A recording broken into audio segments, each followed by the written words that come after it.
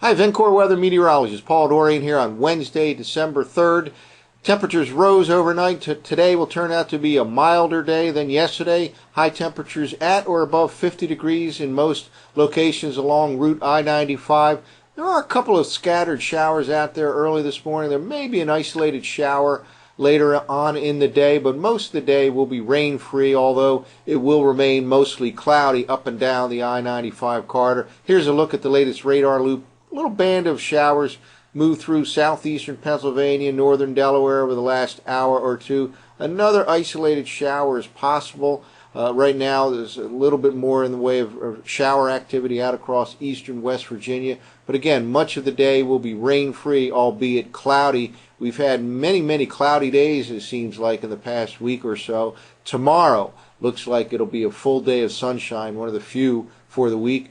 That'll be followed by more clouds on Friday and more rain Friday night and Saturday.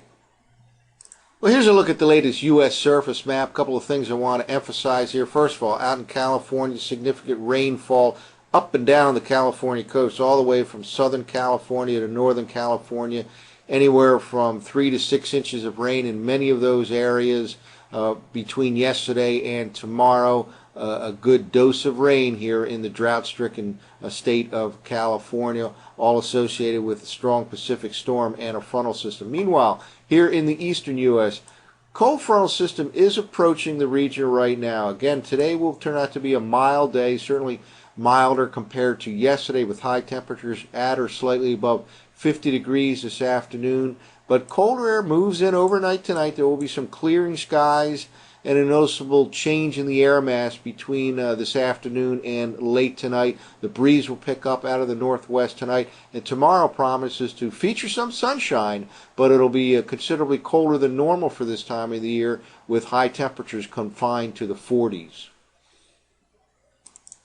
Well, in terms of computer forecast maps, I thought we'd focus in on a potential event early next week. There are some signs that a deep trough will develop in the northeastern part of the country. A lot of disagreement amongst the models right now. We'll look at 4 different models for the Monday evening time frame. First, we'll look at the GFS, the operational version of the GFS. Then we'll look at the updated version of the GFS called the GFS Parallel.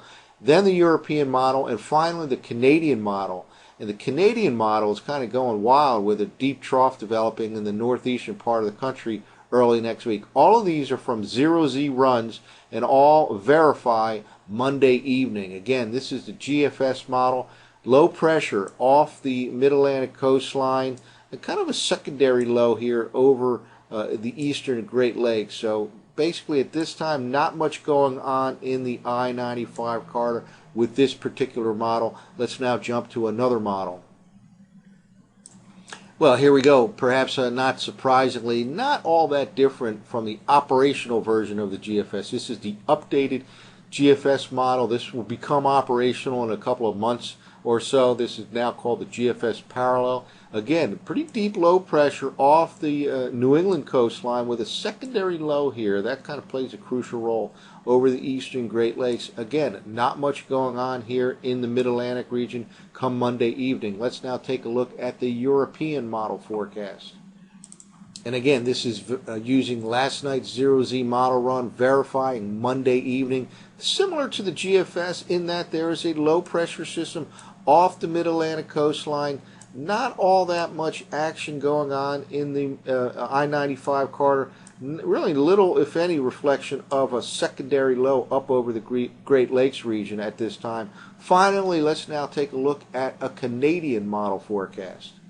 Well, here it is for the same time period, a much different solution in that it really digs this trough in the northeastern part of the country. By the way, this model forecast, this scenario is kind of backed up by a Japanese model called the JMA as well. But this is Monday evening.